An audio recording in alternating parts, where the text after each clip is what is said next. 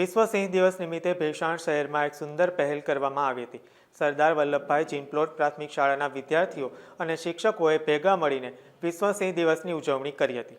આ ઉજવણીના ભાગરૂપે બાળકોએ સિંહના માસ્ક પહેરીને શહેરના મુખ્ય રાજમાર્ગો પર રેલી યોજી હતી। આ રેલીનો મુખ્ય ઉદ્દેશ્ય સિંહ બચાવો જંગલ બચાવોનો સંદેશ ફેલાવવાનો હતો। બાળકોએ ઉત્સાહપૂર્વક નારા લગાવ્યા હતા અને રસ્તા પરથી પસાર થતા રાહદારીઓને પણ સિંહના માસ્કનું વિતરણ કરી જાગૃતિ ફેલાવવાનો પ્રયાસ કર્યો હતો।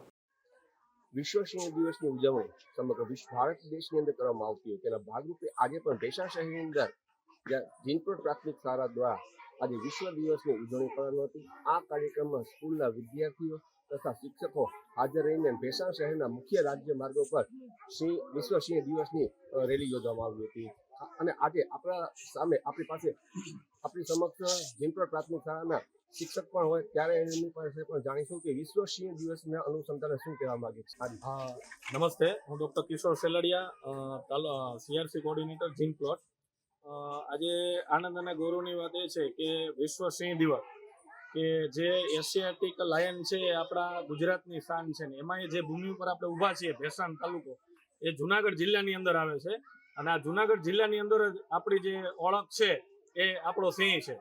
અને જેને આપણે ગામડાની ભાષામાં જેને આપણે હાવજ કહીએ છીએ, આ હાવજની ડણક જેને કહેવાય કે 6 કિલોમીટર સુધી 3 ગાંવ સુધી સંભળાતી હોય અને રાત્રે આજે ભેસાણની અંદર પણ જ્યારે બાકડે બેઠા હોય ત્યારે સિંહની ડણક સંભળાતી હોય, આવા જેને કહેવાય ગુજરાતની શાન અને જુનાગઢનું ઘરેણું એના સિંહ દિવસના જન્મ દિવસ નિમિત્તે આજે રવિવારનો દિવસ હોવા છતાં પણ અમારા સ્ટાફ છે જુનાગઢથી, જેતપુરથી અને જ્યાંથી ટૂંકમાં છે એ સિંહ દિવસની ઉજવણી કરવા માટે અહીંયા એ પોતે ઉપસ્થિત થયા છે અને મોટી સંખ્યામાં બાળકો પણ ઉપસ્થિત થયા છે।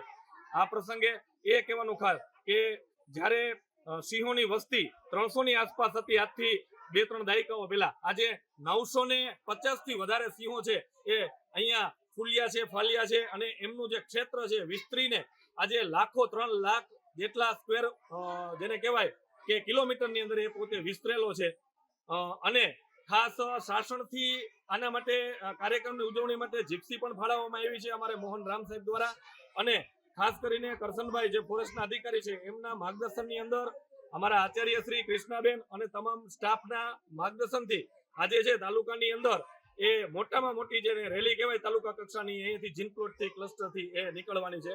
અને આ જેને કહેવાય સમગ્ર સંકલનની અંદર અમારા કોર્ડિનેટર નીતેશભાઈ માથુકિયા અને તાલુકાના lion day convener Kishorbhai Seldiya એમની મહેનતથી આ આખું સમગ્ર આયોજન કરવામાં આવેલું છે। વિસ્તૃતમાં યુવાનો પર્યાવરણ વિશે પણ શું કહેવા માંગો છો?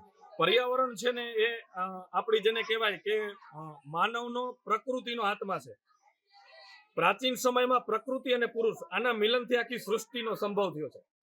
ઉમાશંકર જોશીએ ખાસ કીધું છે કે અસારે સંસારે નથી એક જ માનવી, પશુ છે, પંખી છે વનોની વનસ્પતિ। આ જગતમાં માનવનું એકનું અસ્તિત્વ નથી, પણ આ પૃથ્વી ઉપર આ જૈવ પરંપરાની અંદર આબોહવાની અંદર દરેક જીવનું મહત્વ છે। ત્યારે સિંહ છે એ પણ સંતુલન સાધે છે। એટલે મારે તમામ યુવાઓને એ જ મેસેજ છે કે આ આપણી વિરાસત છે। ક્યાંય એમના નાના મોટા કિસ્સા એવા બનતા હશે, પણ જેમ કોઈ એક જગ્યાએ ઘટના હોય ત્યારે એને પૂર્ણ સાપેક્ષમાં આપણે સાંકળી ન શકીએ એવી રીતે આપણું જે ઘરેણું છે એ જેને એમનું સંરક્ષણ થાય, સંવર્ધન થાય, એ મારી તમામ યુવાઓને આજના દિવસે વિનંતી છે।